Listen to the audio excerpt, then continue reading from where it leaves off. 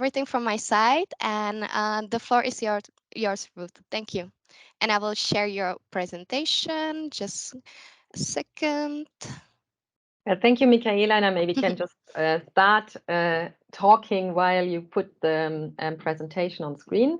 I'm very happy to be here today. I'm sorry that I'm a bit sitting in the dark, but for once the sun is really shining brightly in Brussels, and if I open further the, these things that make the windows darker, you will not see me anymore at all. So I hope it will be fine. I will, because I think in the group today, there might be people who have already a kind of idea what the European Bauhaus is. Maybe some of you have already also worked with it, have projects. Some others might know less. So what I will do is to try to pick up a bit from where we are coming from and what is behind the new European Bauhaus, but also give you in the second part, let's say, of the presentation, a bit more ideas, what could be also concrete points of collaboration, or where we would think that that it would be interesting for you also to look at. We are very happy actually that especially now under the Czech presidency, there is more and more activity also around the European Bauhaus. We also have some members of the European Parliament from the Czech Republic that are very active on this topic, and we really think that it's a great opportunity to look at the whole transition and the whole Green Deal agenda, which sometimes can be a bit technical or also difficult to digest, and it's showing more problems than solutions. The NEB is really the opportunity to look at this in a different way. So let's go to the presentation. I mean, you see here on the first slide, this is basically the core and the heart of the European Bauhaus. The whole project is built around these three values that you see on the screen, and as much as sustainability and also the more social aspects are very much covered in quite a lot of different projects that the European Commission is doing. The beautiful or aesthetic part is something that is really very special to the European Bauhaus. And why are we doing it is because we very much believe that, to take the example of a building, if you live in a building that is super energy efficient, but it's really not nice to live in, you will still be happy because your energy bills are lower, but you will probably not really feel well. And then you will also not, have the energy and the motivation to change certain habits and stuff, and to also respect the building you are living in, etc. So it's really the idea that well-being is an important part of the transition that we are going for.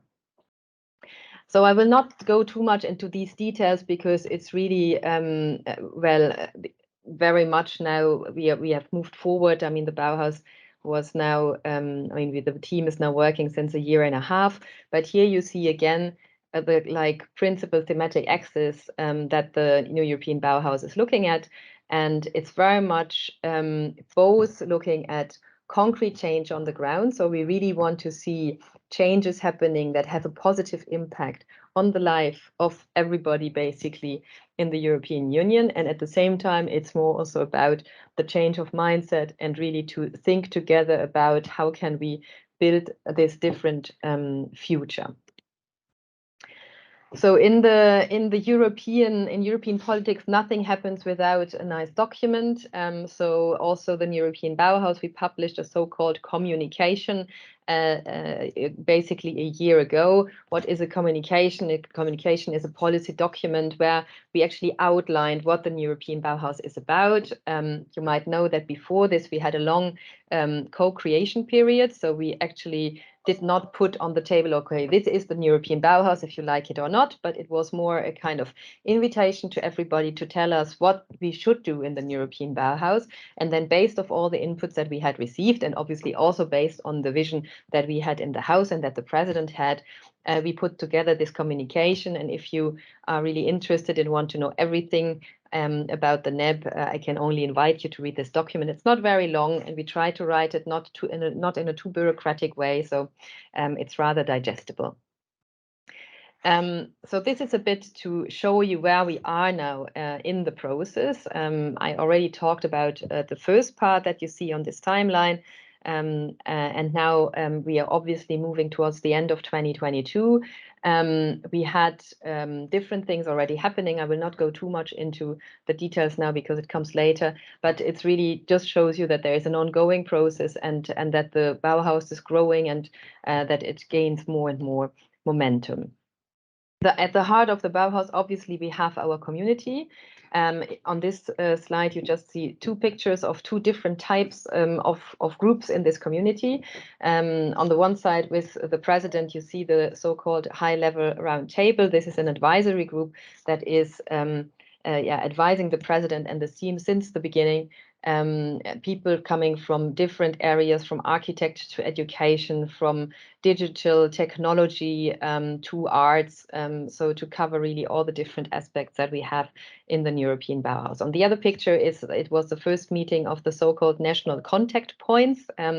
So these are the entities in the national governments who are like responsible for the European Bauhaus. And this is also something that is very important for us, that we really have good and direct contact with the member states, because obviously if you want to have change on the grounds, you need the national, but sometimes even more, even the regional or local authorities to make it happen. Overall, this is the NEB community of the moment. So we have over 500 official partners. That's by the way a call that is always open. So if you are part of a non-profit organization, you are always welcome to apply as a partner. If you are a partner, you have access to all the community features that we have in the Bauhaus. You get information directly. You can connect with other partners and other people inside the community to work on common projects, etc. So this is something that this is one of the concrete actions that you could do to become official partner. The call is always on our website. It's a rather easy call to do. So just an invitation to apply if you're not member yet. I already talked about the high-level roundtable and of the national contact points. And obviously in the community, we also have all the beneficiaries from calls that happened already in the from the European Bauhaus. And we now also have a new call for friends, because as you can see, the partner call is really only for non-profit organizations. And now we have also a new call for political entities. So for example, regional governments or cities. And at the same time also, for companies. So this is another possibility to join the community. It's basically the same. We just want to have a bit of a kind of control, if you want, so what kind of organizations are joining the community.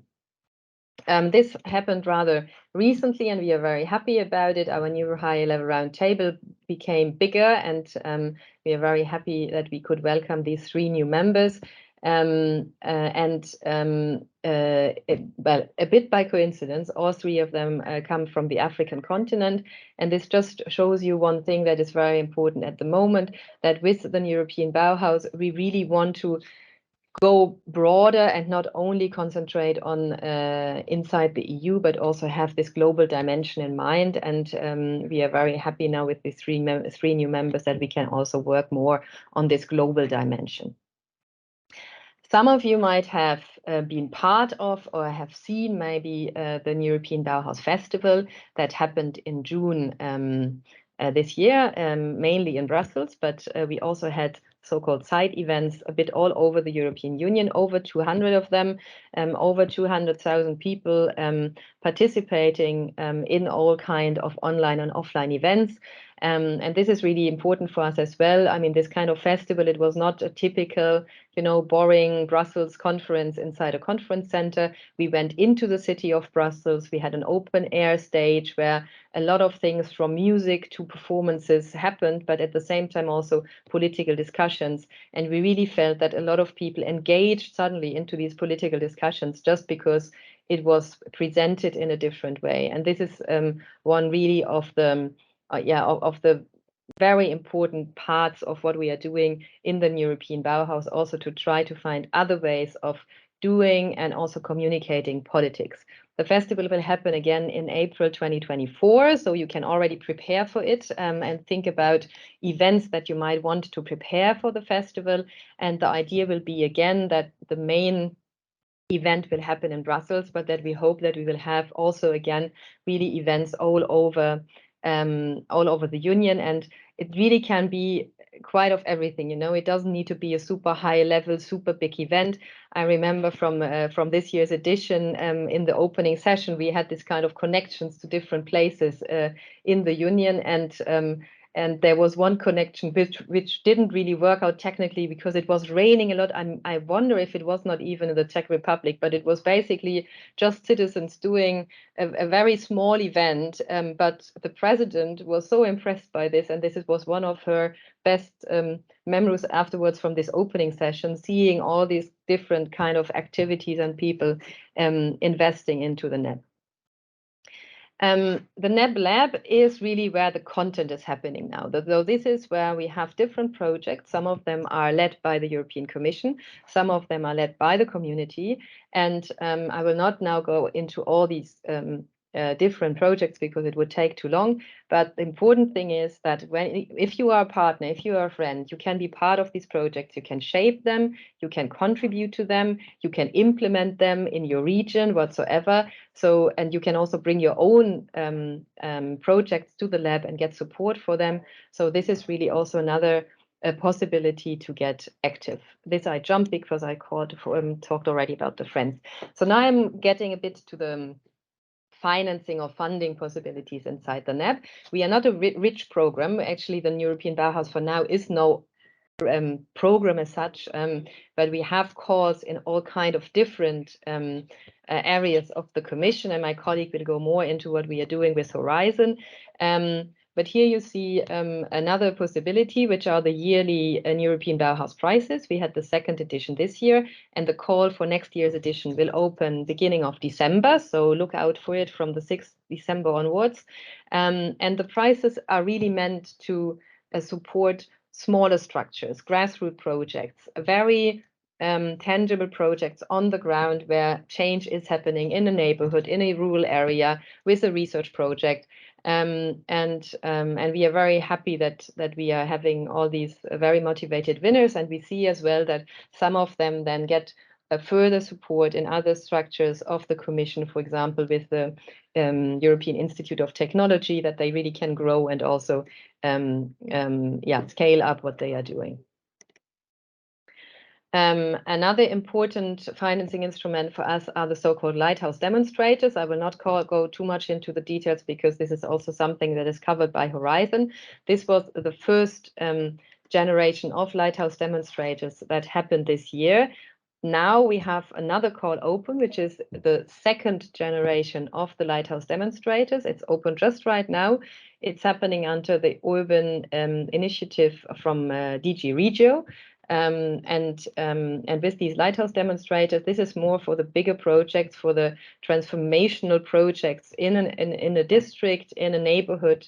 Well, you find all the information as well on the net, and could be also interesting maybe to apply here. So this is what we have now. It opened not long ago, and you can still apply for some time. So now, just to end, I wanted to also share with you that the NEB is, as I said, not only looking inwards, but also looking at what's happening around us. This is a quote from the president that she said exactly at the festival opening in June in Rome. And so the whole community of the European Bauhaus got really also mobilized in this war, and was really, there was a huge motivation to get active and to help. One of the first things that happened was that one of our high-level roundtable members, the architect from Japan, Shigeru Ban, he had developed these modules that you see here, which are very simple models, completely sustainable because it's only tissue and paper, so it's not wood, but it's paper, the thing that you see there. that give a bit more privacy to refugees in bigger shelters. And so he went to Poland, to Ukraine, to Slovakia, to France, to build these modules and to just help in the very urgent and need situation that we had at the beginning of the war, to just provide these structures. And there is now an ongoing collaboration, and he just returned again to Ukraine some weeks ago, to the east, to also help there. And now we are having, three projects going on with Ukraine. You find them also on our website. And we hope that in January we can start with a capacity building course for local authorities in Ukraine around sustainable building, around circularity, how to use all the all the material of, for example, destroyed buildings to rebuild. All these kind of things will be dealt with in this webinar or in this online courses. So last but not least, it was also very important from the start, also for the president. I mean, this is true for the overall Green Deal, that we said, okay, if we ask quite some efforts from the society, from the economy, from quite everyone, we as a commission also want to commit to get, for example, climate neutral. That's why we have a whole strategy about greening the commission and get our carbon footprint down. And in the Bauhaus, we have exactly the same approach. So it's also about our own buildings, about our own behavior. And we are very happy that the Joint Research Center in Sevilla, in Spain, agreed to build their new office building that was needed anyhow in an European Bauhaus style. So there was a competition, and these are just the first images of the future building. And they should start building somehow next year. And what is important is that this building, again, is not only sustainable, but it will also try to be much more open to the public, so that really people can walk in, that it's not a kind of closed shop where we are only having these commission officials running around. So this whole idea of, participating, openness, doing something together, we also try to translate it into our own building. Here you have, again, all the sources of information, and obviously you can also share the presentation with the participants afterwards. So you can sign up for the newsletter and other things to get more and regular info from the European Bauhaus. And as it was said, I'm also happy to answer some questions if you have any now. Thank you.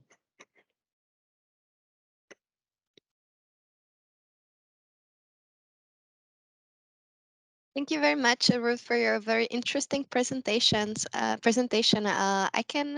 now checking the chat, and there are no questions. So if you have anyone question, feel free to ask. We have to use the opportunity that we have here, Ruth. I see Sylvia, so please go ahead, Sylvia. Yes, good morning. I'm Silvia Meligari, and I'm here on behalf of US, European Sawmill Organization. The year 2020 here is going to be the year of skills, the Commission has announced. So I wanted to know if there are also initiatives in the framework of the Bauhaus plan in this respect. Thank you. Should I reply directly, or do you want to collect? Yeah, okay. Well, thanks, Sylvia, for the question. And it's actually funny because before I joined the meeting, I was writing an email to colleagues from other DGs working on skills mainly, because this is exactly what we try to do now. The challenge is obviously that the European Bauhaus is rather broad. I mean, we very much focus, and for good reasons, on the built environment in the first place, because, as you know, probably 40% of the global emissions come from buildings, and this is really one of the main goals, to bring these emissions down in the built environment and in the construction sector. But obviously we also cover other sectors like fashion, like furniture, and so on. So it's not only about buildings, but we are now looking at if we cannot have a kind of first pilot of a kind of skills pact for the European Bauhaus, where we can look at, for example, the construction sector. I mean, we already have a lot of things in place. We have already a Pact for Skills. We have a partnership, skills partnership in the construction sector. We have one in the textile sector. But really to try to make one more NEB-ish approach, which would then also be more participatory, which would look more at all the three values of the European Bauhaus, and to have a kind of first pilot that would be launched next year. So this is what we are aiming for, but obviously I can't promise because it's not only the three people deciding on this, but we are working on it. And I can see another raised hand, so go ahead. Yeah, good afternoon. Thanks. My name is Andrea Malena. I'm from the representative office of the province of Trento in Italy. I have a question related to non-profit organizations, since you mentioned them many times, as I strongly believe they play a key role inside, but it was not really clear to me if they can only be partners or can directly apply, maybe collecting other partners, institutional partners, or others. So can they be the drive force applying? Can they be the applicants of new European Bauhaus projects? And second, if there is some funding opportunities for non-profit organizations for collateral events that you mentioned for the festival in 2024. Thank you. Thanks. Just to be sure, were you now asking for non-profit organizations or for regions? Yeah, I'm talking especially about non-profit organizations, since outside from the institutional framework, there's a lot of youth organization and non-profit organizations which maybe are willing to participate, but they don't know whether to rely on the institutional local authority or directly apply to funds. So just to make a bit of a clear picture. Thanks. Yeah, so both are actually possible. So one thing is indeed that non-profit organizations can always apply as partner, and as a partner, you can then, for example, come with a project. We have one project that is called Bauhaus of the Mountains, where that is led by the region of South Tyrol, another Italian one, who and they partnered up with other mountaineers regions in Europe, and they are now looking at, okay, how can we actually apply the NEB spirit in a way to such a region which is very different from a big city. So this is one option. So to apply as a partner, and then you are part of the community and so on. But this doesn't mean that you get any financial support. So there is no direct financial support for our partners. There's also, unfortunately, no financial support for these festival events. What we can do is we support with communication help. We can also help with, connecting to certain people to get the right speakers. We can help to connect to other partners from a certain region that might have a venue that you can then have for free or stuff like this.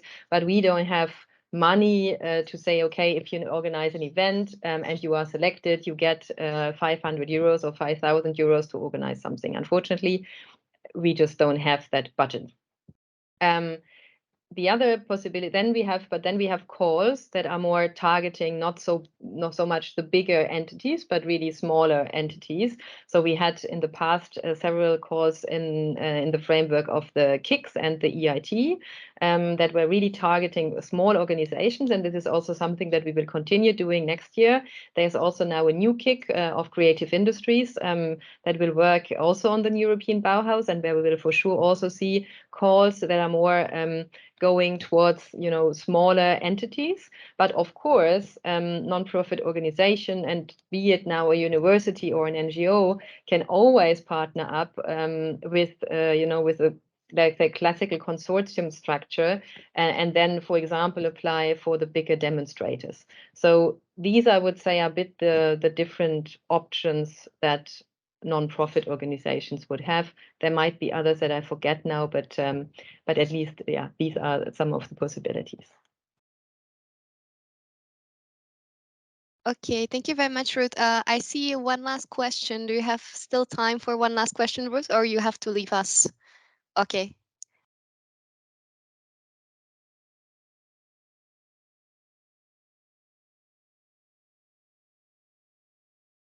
Your microphone. You need to put your mic on, please.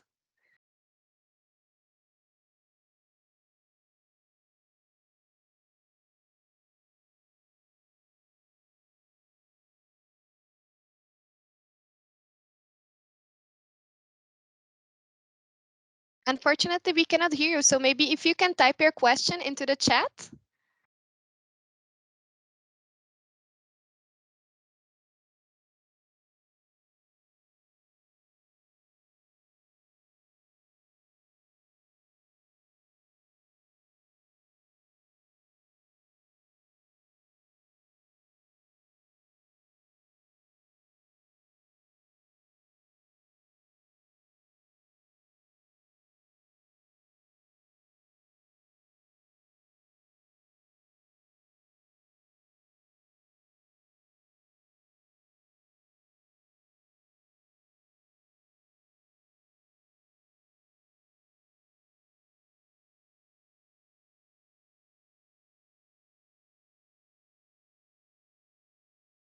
It's not working. Okay, no worries. You can do it during the event, and then we will make sure that Ruth will receive your question. Okay, perfect. Super. So if there are no more questions for Ruth, or there might be some popping up later, I would like to thank you again, Ruth, for joining us, and we wish you a very nice rest of your day. Thank you very much. Bye bye. And now I would like to give the floor to Owen from DGRTD. So if you can share with us your presentation, Owen. Thank you, Michaela. Dobry den. Oh, wow. Yeah, I have to say I like giving. You can see this now?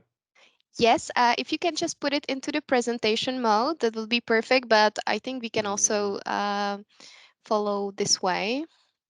Should be coming up. Super. Yeah, awesome.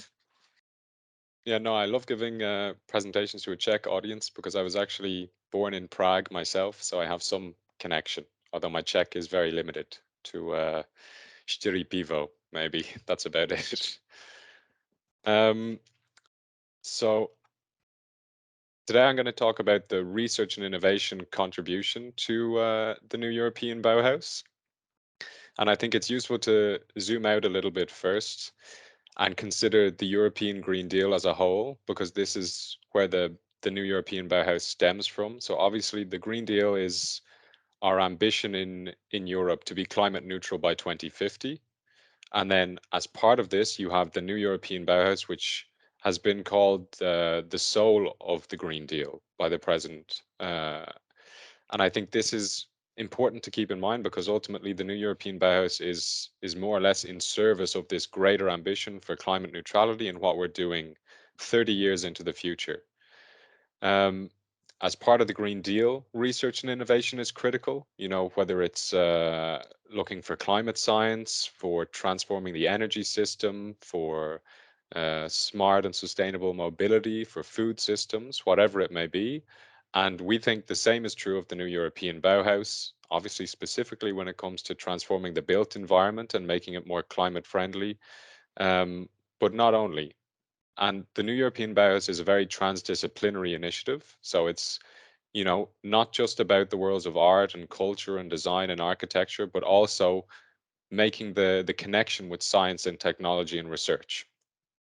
And I think this is even obvious from internally, where we have the Joint Research Center in the Commission, and then my department, the Research and Innovation Department, working together on this initiative since the very beginning. So the whole way through, I think it's a very, one, an innovative initiative, and two, an initiative that requires a lot of innovation. As Ruth mentioned, there's no central funding program for the new European Bauhaus. So this is where Horizon Europe, which is the EU's research and innovation framework program, has kind of stepped in and is providing quite a lot of the financing for the initial new European Bauhaus projects. So for those of you who are unaware, Horizon Europe, there's 3 pillars, but within pillar 2, I'll try not to be too boring on this, you have 6 clusters. And of these 6, 3 of them we think are particularly relevant for the new European Bauhaus. This is clusters 2, 5, and 6. And then you also will see a clear link between the new European Bauhaus and the EU missions, which are also part of Horizon Europe. So these EU missions, there's 5 missions on cancer, on climate adaptation, on ocean and waters, on soil health and food, and on cities. So these are very ambitious, very daring. They're aiming at targets in 2030. But similar to the new European Bauhaus, they're also meant to be transdisciplinary. There's a huge amount of citizen engagement, and just like the new European Bauhaus, they were designed from the ground up with citizens' involvement, a huge range of panels and dialogues in the different member states, and continued involvement and participation of citizens throughout their implementation. So these missions have now they're picking up pace, but we see very clear links between both their implementation and then the policy. So for example, there's an obvious one, the mission on climate neutral and smart cities, which aims to have 100 cities in Europe climate neutral by 2030. So an extremely ambitious target, but there's a clear link with the new European Bauhaus and what we're trying to do. On climate adaptation, it could be things like nature-based solutions where there's a link. On oceans and waters, I think there's a very obvious one. I'm from Dublin in Ireland, which is a coastal city, and we're going to have to deal with sea level rise.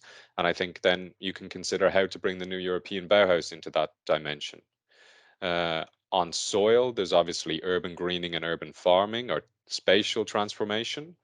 And then on cancer, I think you also get not only the quality of life aspect of the new European Bauhaus, but also then the beauty. So these are the kind of broad research and innovation links.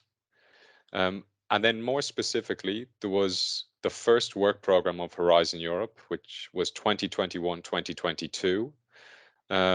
This provided 44 million in dedicated funding. So by that, we mean that there was 44 million for topics that were specifically focused on the new European Bauhaus. So the biggest of these, and probably the best known, is what was mentioned by Ruth and will also be covered later on, is the Lighthouse Demonstrators. So not to repeat what will be said later too much, I hope, but essentially the idea with this was to fund 5 projects, 5 million each, in different areas of the European Union and even in associated countries, and to really try and show the way forward for future new European Bauhaus projects. So this call was only opened in September 2021, so it was still early in the process, and it's really, the idea was to try and find projects that could come up with new ideas, whether they're, new breakthrough technologies, but also arts and crafts and low tech or no tech solutions, and applying them to the new European Bauhaus. Then there was a 2 million call for a support action. So this was part of the city's mission, and this is the craft project, which you'll also hear about later. And then we had dedicated calls as well in cluster 2. So there was a call on this cultural and creative industries. So it's exploring the role of quality architecture and design in buildings. There was a 10 million call for affordable housing district demonstrators. And then a 1 million call, which is linked to the Built for People partnership. So this is a partnership between the European Commission and private industry and various other groups. And this is on sustainability and quality, and big focus as well on circularity in the built environment. And I think it's important to bear in mind when you see the 44 million figure, it may not sound like a huge amount of money for the 2-year period, but there were a huge number of calls within that first work program that even if they weren't dedicated to the new European Bauhaus, they'll still contribute later on with their results. Then I'd like to bring to your attention, for those of you who haven't seen it yet, the Horizon Europe New European Bauhaus Nexus report. So when the communication for the new European Bauhaus was published in September 2021, we committed as DG Research and Innovation and the Joint Research Centre to hold a high-level workshop. So to bring together experts, a small group of experts in architecture, in climate, in energy, these kind of areas, and see how they considered that research and innovation policy could better contribute to the development and the implementation of the new European Bauhaus. So after an intensive workshop and then some busy months, they we published in February this year this report. I'd really urge you to go and take a look. It's very interesting. It's quite readable, even though it's a commission report, which maybe is not your previous experience with such things, but it's well worth reading. And there's also some very nice at the end of it in annex, various examples of what these experts think could be good NEB examples, both now and going forward. And then in the design of our next work program, so the one that will be published quite soon, 2023, 2024, and what we will do after this, we're trying to consider the different suggestions and recommendations in the report. So once again, if you haven't seen it, please go and take a look. It's available on the New European Bauhaus website, and I can also share a link after this. So that brings me on to our next work program. As I just mentioned, it's going to be out relatively soon, just some last bit of fine tuning. And then the calls will open kind of December, January this year is the, well, January next year is the plan. So be on the lookout for this. In comparison to work program 2021-2022, we have increased the funding of dedicated topics to 106-ish million, thereabouts. So it's an increase. I think it's almost 150% increase on the previous work program. So as you see on the screen there, there's dedicated topics again in clusters 2 and 4 and 6. I won't go listing them out, but this is what is planned.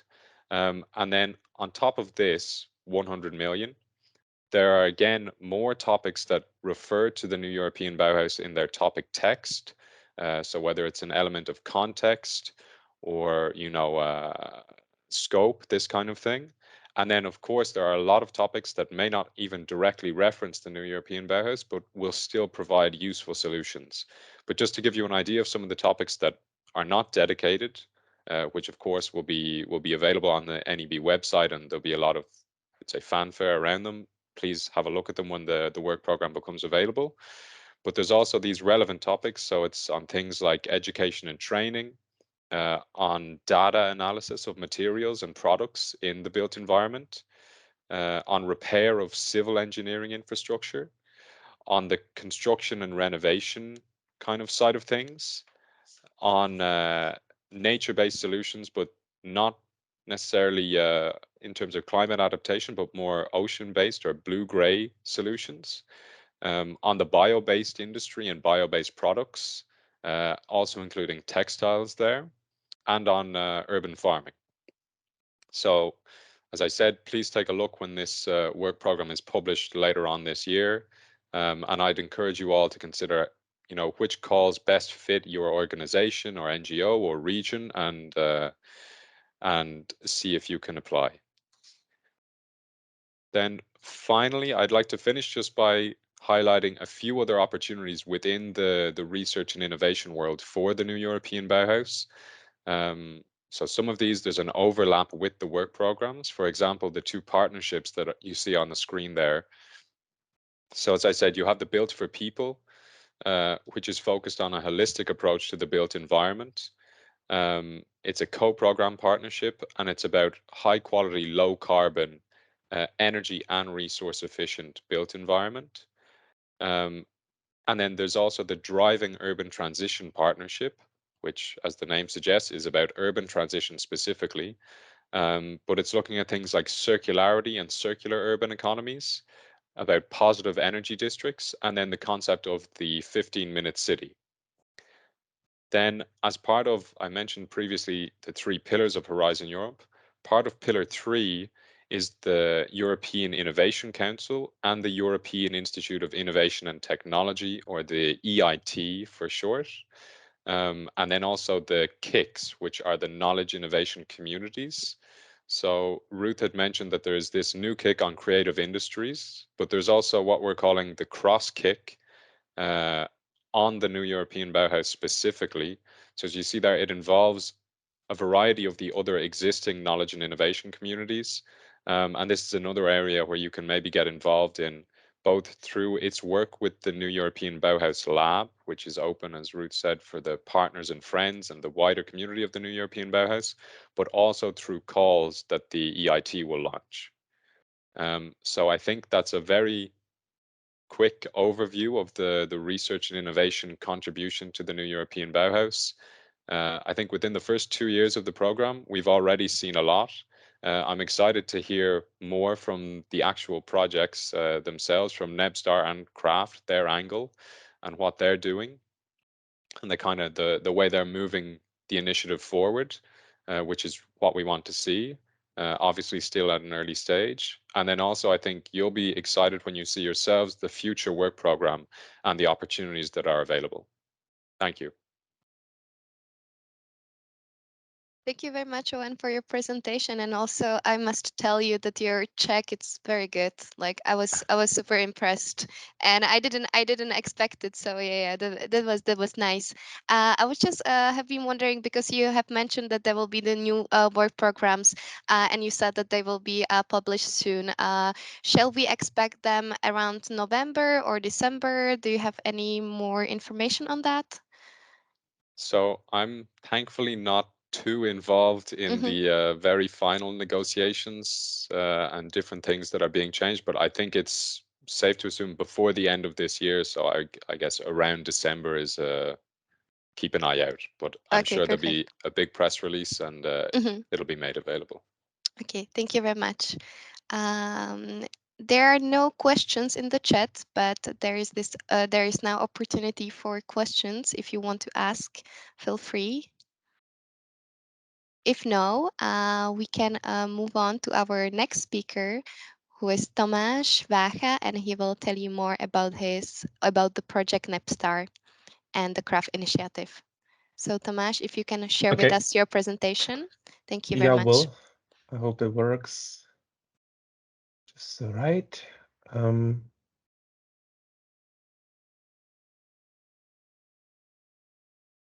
So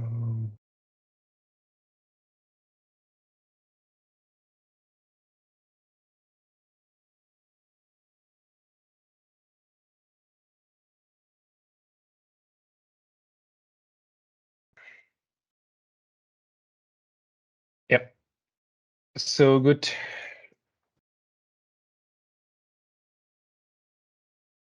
I hope you can see the proper slide shared right now. Yes, it looks good. Perfect. Thank you. Good. So, good afternoon, everybody. I'm Tomáš Vácha. I represent a city company, Operator ICT, which is Prague's joint stock company tasked by implementing smart city strategy, running city data platforms and applications in urban mobility and other things. So we are coming more from the urban innovation but transformation side of things, but we were key actor in implementing innovations that should help Prague to be carbon neutral in the future.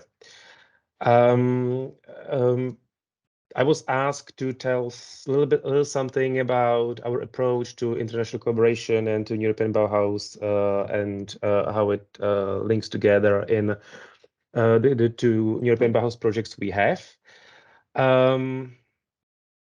So first of all, Prague was quite unrepresented in European projects, especially in Horizons. We were part of Triangulum project, which I mentioned briefly in a minute, and we decided a year ago that we would really like to increase our involvement in international projects, and we decided to start building capacity and partnerships. And if this is supposed to be inspiration for anybody who is thinking about applying for Horizon or any international call, it's really important to get the right partners, to get ideally somebody who already has a project that was successful, and try to have a good coordinator. It is important to build your capacity locally,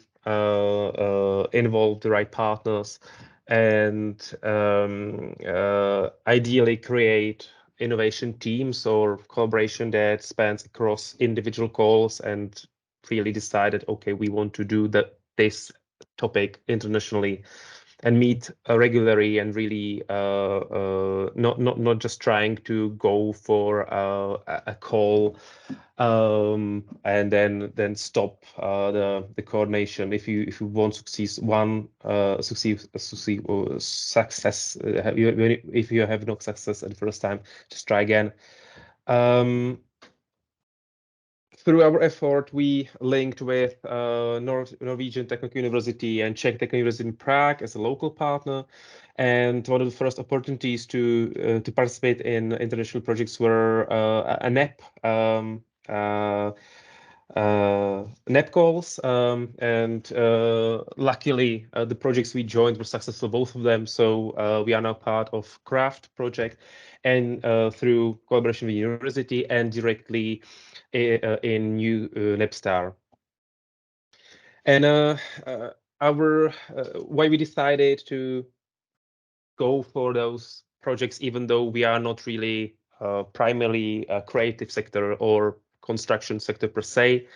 The reason there was we have a previous experience, and we felt that we really need to work on how the innovations that we are working on link to organizational transformation, how to help with social learning. This means how to help people working for the city and local citizens to get in touch with what the future urban transformation means for them, what solutions they are, and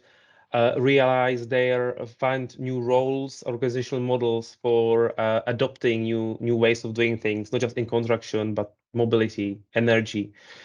And we felt that there's the real need for coordinated changes and culture shift. So this realization that this is something we want to do, we understand how, and we are really interested in discovering how art and creative sector what role art and creative sector can play in driving urban transformation and really supporting this organizational change. And the reason why we are interested is that we had previous experience with that happening in a city when we were part in Triangulum, which was Horizon project focused on demonstrating innovations in smart city and energy, mobility, etc.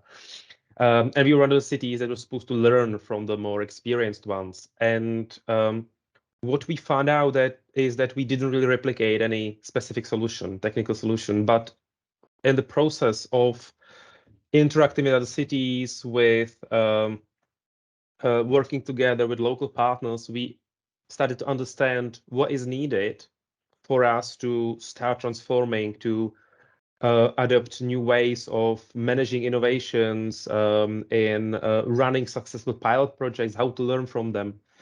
And that was actually what we took from them, not specific solution. And we said, okay, now we have this experience that we gathered from 5 years of being involved in the project, but how can we share this with others in the city? It was just a few of us that were involved, what we can do. And we said, okay, let's try an exhibition. Let's try to convey this experience in an artistic and interactive format for other people. And so one of my colleagues actually coordinated this exhibition Urbania that you see pictures of in front of you, and it was exactly what I said it was supposed to be. So we had people from working for the city, we had active citizens going into the space where each principle, each lessons we learned was represented by one interactive exhibit. People could listen in a phone booth to people coordinating transformation of specific street, and they could see how different departments interact, and they could, influence what's going on in the call. And what was very important is that after each session was 8 to 10 people attending these guided experiences, they sit down for 45 minutes and discussed what this experience means to them, how they can reflect what they learned in their either daily life as a citizen or they work for the city. This was our experience. So when we heard that there's a new something in European Bauhaus, this is what we wanted to continue working on. So this is our take on this is our take on NEB. Now the two projects we are part of. First is Craft. This is more of a coordination project that is supposed to support implementation of new European Bauhaus principles in EU cities. It's very much focused on defining and discovering models for implementation of a European Bauhaus and on mutual learning between cities and sharing good practices. And there's also big emphasis on involvement of artists and creative sector in the process of urban transformation and urban innovation in cities. The result of the project will be 160 innovative models, tools, examples, that cities can use on different levels of complexity.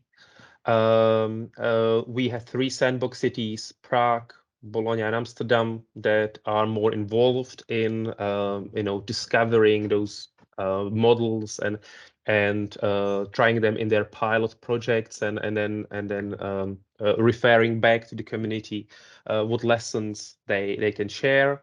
We got 70 reference cities that will be involved in the mutual learning exercise and they will be able to share and learn together.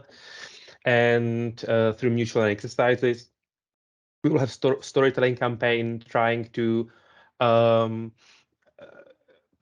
share the stories, the information and essence what we learned through stories rather than boring deliverables. And there's also emphasis on student multidisciplinary teams working together with the city on the challenges it has. The goals for us as an individual city, as a Prague, is to select relevant models and tools that will be presented by the academic partners and international community. Try to verify and test some of them in our local context together with local stakeholders, involve the university students into this process, and then provide feedback on what we learned. And we definitely want to engage in mutual exercises, and it's something that Prague will be really active in as a city and as a university because of the experience I already presented. Right at the beginning of the project, we asked our partners and cities to provide some examples what they understand when they hear European Bauhaus. And we got about 30 examples, like you see in front of you, very simple visuals with some explaining. And we were part of the festival, the European Bauhaus Festival in Brussels, and we share these with our partners. And then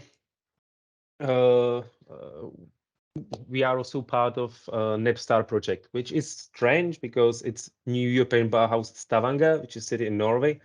We are not in Norway, we are Prague, but the original idea was that it will be multiple cities, all on the same level, but since the budget got distributed among multiple projects, we decided we still want to be part of it, but maybe with a little bit different role. So Stavanger will be doing most of the heavy lifting and trying stuff in a large scale, more expensive projects. We will still have 2 pilot projects, but they'll be a little different. But the whole idea of the NEB-STAR is provide, as was already discussed, it's just one of the lighthouses that were already mentioned.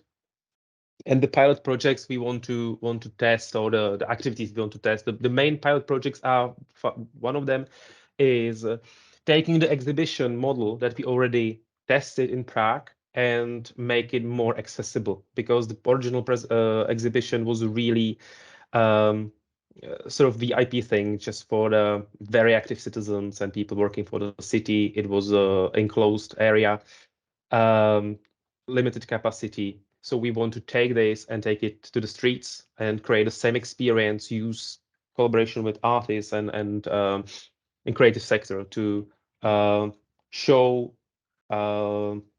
challenges of specific places in the city, the solutions that can be used to tackle them, experience from abroad, and then spark discussion around them, and to support this type of learning that we feel is useful for us.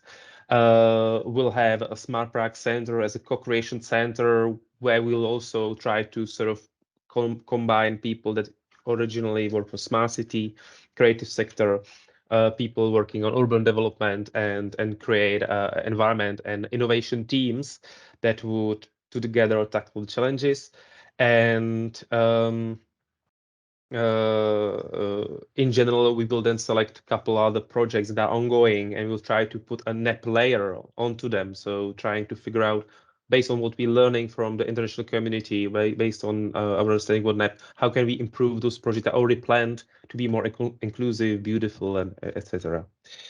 So that's very briefly our experience. I didn't want to be too long. I hope I managed. So we have more space for questions, I guess,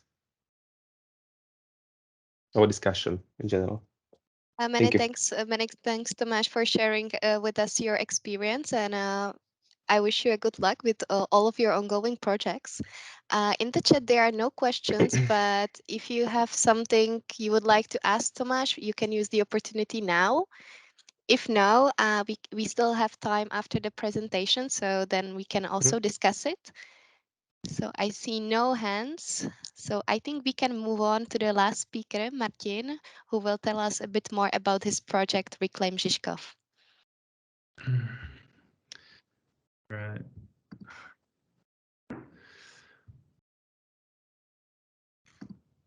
Okay.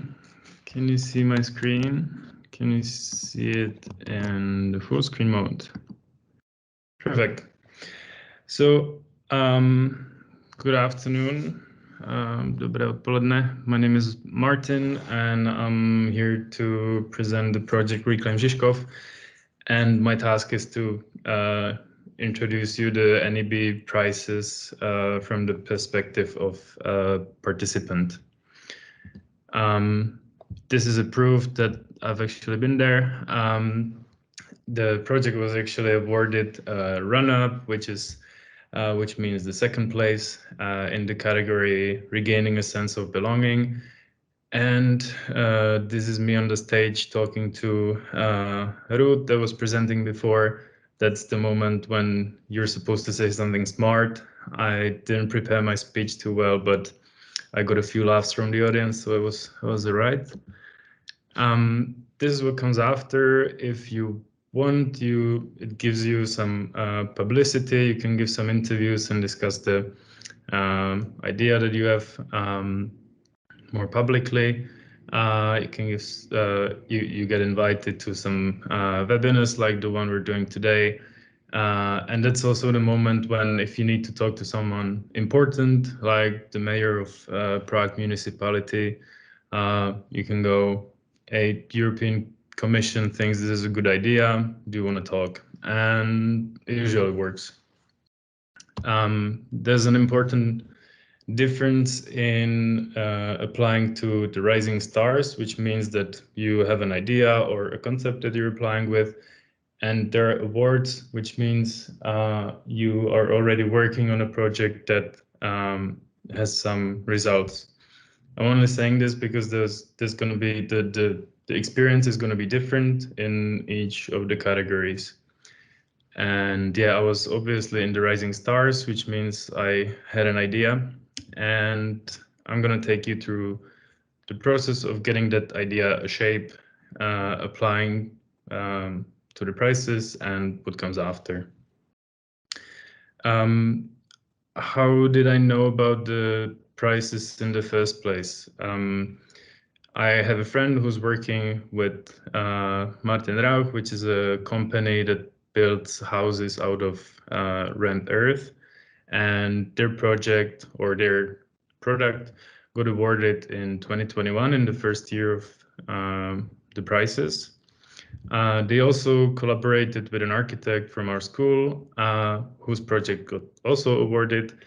And both of these were friends with the teacher that was guiding my master's thesis, which was the project that I was actually applying with. The master's thesis was actually finished in 2021 already, so I was already intending to apply to the first year. I wrote the full application and then I confused the deadline, which was, I confused 12 a.m. and 12 p.m. as always. And so I missed the deadline. Fortunately for me, the year later, they updated the categories a little bit. And well, in 2021, I would fit into like 3 different categories and I didn't know which one to choose. In 2022, there was one that was perfect for the project. So I wrote the application again because it got lost in the system and finally could send it through. Yeah, another positive part was this chance to celebrate in Brussels during the festival, where yeah, I could make some friends, I could see some lectures, I bought a new shirt, I got a prize. It was a successful few days in Brussels. And yeah, so what's the project actually about? The research question goes as follows. In the context of Prague's housing crisis, how can the architecture of collective living play its part in creating a desirable, affordable, and robust city? Maybe you could guess that I studied architecture already, and I had a simple rule that I followed during my studies, which went, don't work on anything that's not on your mind 24/7. And as a consequence of that rule, I, for instance, designed a project called Housing for Millennials because I was wondering how is my generation going to live differently in the future. And I learned on that about different forms of housing that challenge the usual economical practices that we are used to. Another consequence was this project where we walked for 14 kilometers straight on the straight line through the mountains because we were contemplating how humans relate to the contemporary landscapes. And as a result of that, I built stairs on the tree. I called it a tree space. And on this project, I learned that if you spend a lot of time with one specific tree, it kind of becomes your own tree, even though it stands on someone else's property. In other words, I learned about belonging and about making a bond with a specific place.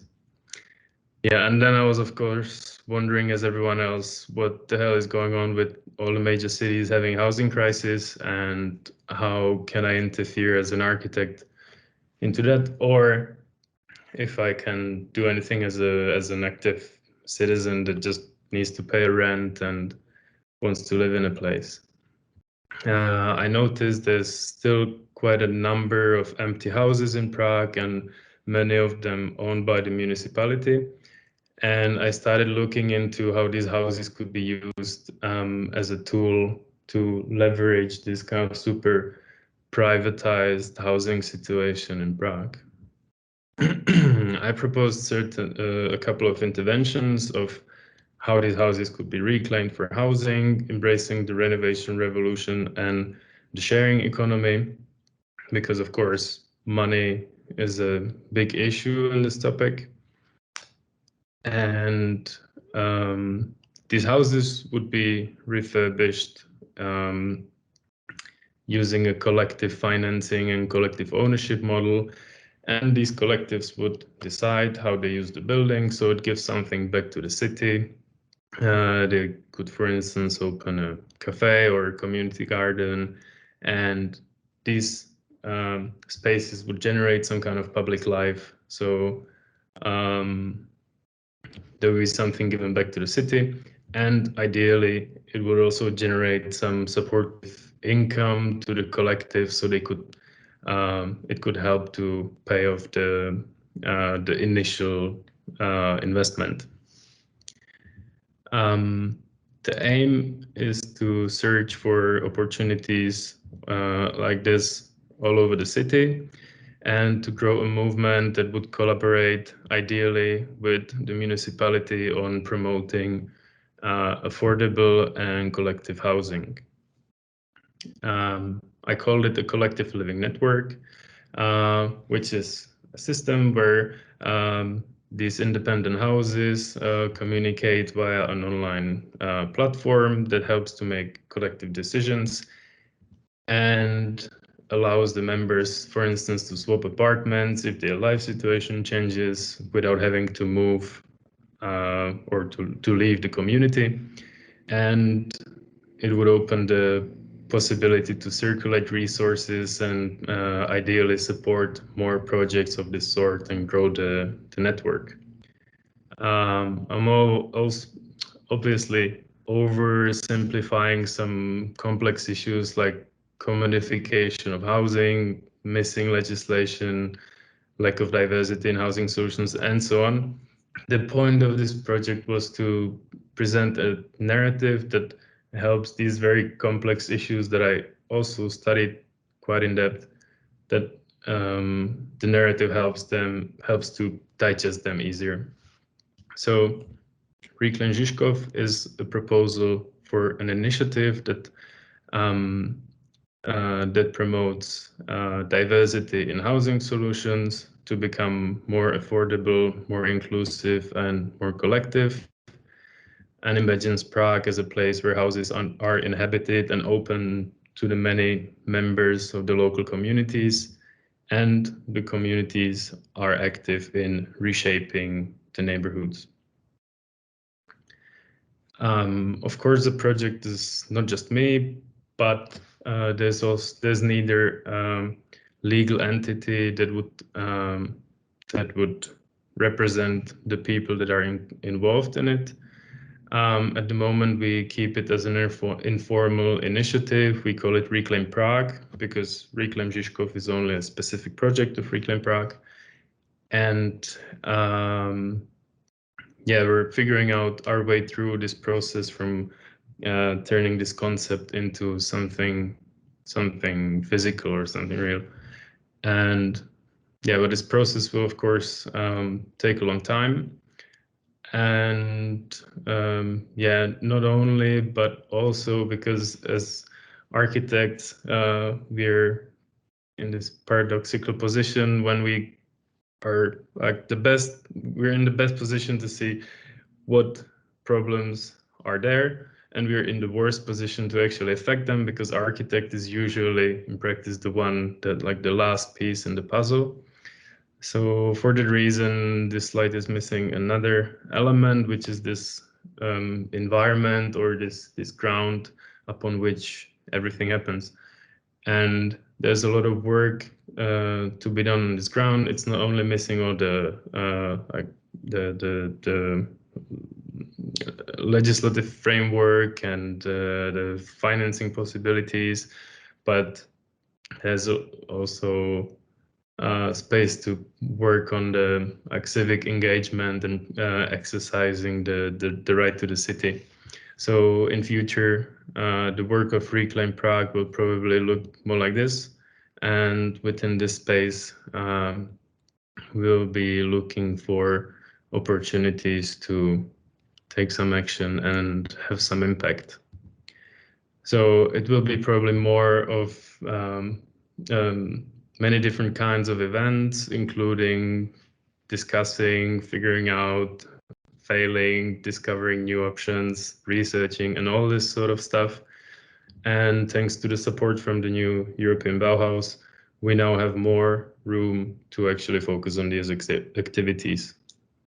The next stop, if everything works out, will be in Vienna, where another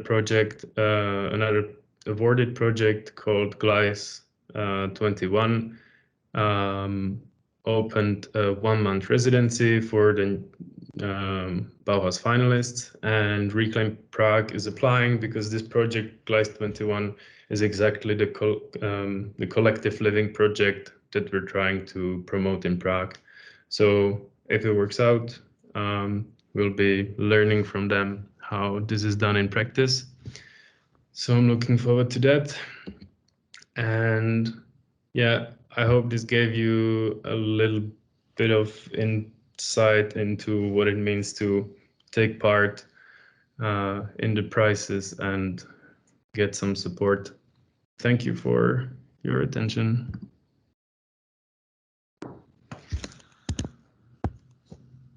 Many thanks, Martin, for the inspiring presentation. I really like your project because I'm originally coming from Prague, so it makes me happy to see that there are these initiatives ongoing. And good luck with your future endeavors. I'm checking now the chat, and there are no questions, but we have now some time for the discussion. So if you have any questions for our three speakers, feel free to ask.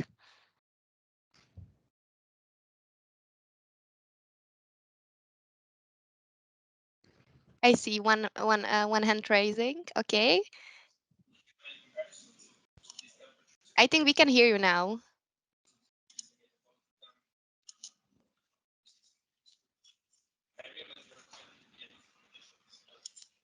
Can you hear us?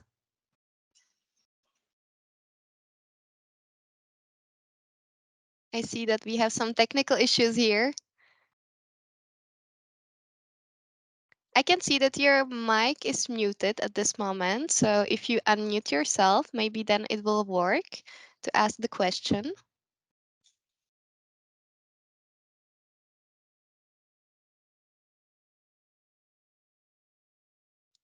Yeah, maybe there's a problem from my side, but I don't know, Clara, it's not working.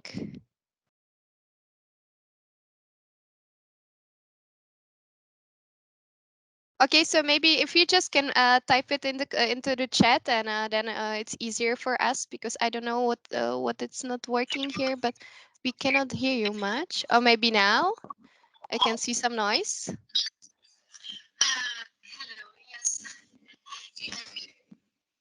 Yeah, maybe if you just can put the volume up a bit, because it's very hard to understand you, but we are getting there. I'm sorry. So my headphone doesn't work, so I try to make it short. So my name is Faize Aposi, and I'm working at CERN, European Organization for Nuclear Research. And at CERN we have a kind of open initiative, which name is Green Village. So so we are not in case of building or constructing at the moment for new buildings, but we have a lot of renovation projects. So, and I have a general question. I want to figure it out if certain initiative could match in European Bauhaus project. So, how can I figure it out if it could be in cooperation with other partners or companies or associations they are going to apply for a project?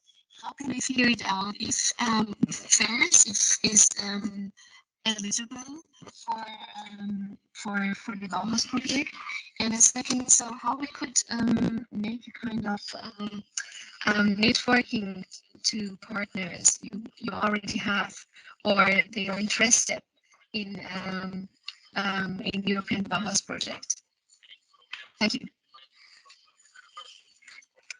I'm not sure if I got everything correctly, because it was a bit noisy out there, but you were asking about how to find a network or how to find partners. That was one of the question, one part of the question. And the second part was how to find the calls, or was it something similar? I see, yeah, okay, you take it. Or you got it. I'll give it a go. Okay, okay. Thank you, Faiza. So on the first question on how to find out if, there are other parties or groups willing to join up with CERN, is this correct? To apply for funding opportunities. So this, I think the first and easiest step maybe would be to have a look on the official New European Bauhaus website at becoming a partner or a friend, to join the kind of ready-made community that is there. But then also, when the Horizon Europe work program is published, So there will be calls that open in 2023 and 2024. And for each call, when it's open, it's on what I can share a link afterwards. It's on what's called the Funding and Tenders portal. And you'll be able to look at the call text and read it and see if you think it's something that is of interest to CERN. And then underneath this, you'll see that there's a space where interested groups can say they're looking to partner with X, Y, or Z other group to put forward a joint proposal for the call. So there's no guarantee that you will find another eligible partner or someone that's willing, but oftentimes a consortium is formed of, say, CERN and 2 or 3 other interested groups that each have specific skills that fit together to make a good proposal. And then as part of this as well, I know there will be what we call in the Commission info days on the work program. So these will take place once the work program is published. So again, it will be in kind of December and early next year. There'll be a dedicated meetings held with the people who've been drafting and writing these topics to explain what they're kind of looking for. So keep an eye out for these info days, because as part of this as well, there's sometimes brokerage events where then we encourage different groups to try and join up and then apply jointly for a proposal. I hope that. Yeah, as for the info days, I have already seen that there have been a couple of them on the website of the European Commission, so you can already put them in your calendar, or at least that was the date announced. So for you, so you can put it in your calendar. Any more questions?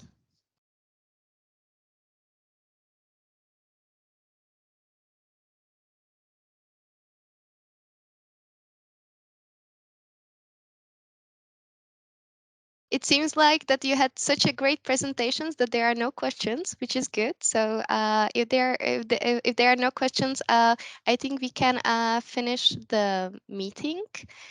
Okay, Owen, please go ahead. Even maybe if I can ask a question of both Tomáš and Martin, I think, is I mentioned earlier, and Tomáš, I'm sure you know, because of the CRAFT project, the mission on climate neutral and smart cities. And one of the 100 cities that applied and was selected by the Commission is Liberec. And I'm wondering, are you in touch with them in any context? I guess with CRAFT, maybe I know that Prague is one of the sandboxes, but that you will help other mission cities. But maybe Martin, for you, it could be interesting to get in touch with, I don't know, the mayor or whoever it is in the city that obviously put together their proposal, because there's a lot of overlap. And I think the city's mission is specifically on climate neutral and smart, so digital and whatever else. But if there can be more new European Bauhaus thinking brought into it, because it already has sustainable and inclusive are kind of covered more or less, but it's every little helps. Yeah, I will just reply. I am not in touch with them personally, but people that are working together with us on our climate neutral plans are. We want to engage them more a little bit. Paradoxically, now we are more in touch with other European partners that are part of CRAFT and NEB-STAR. So they are paradoxically closer, but we know of them. And I think definitely once we have our local European Bauhaus project more up and running, we'll try to reach them a little bit more. And I think it's good you pointed this, that this collaboration between the climate neutral agenda and European Bauhaus is something which is very explicit in how it's presented by the EU, but not everybody on local level actually has this connection, and very often it's different people managing those two things quite quite surprisingly. So yeah, it's very good to point that out.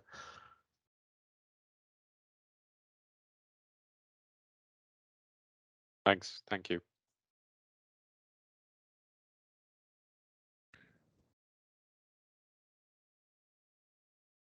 Okay, so thank you everyone for yeah, that was a nice dance. Yeah, it made us laugh.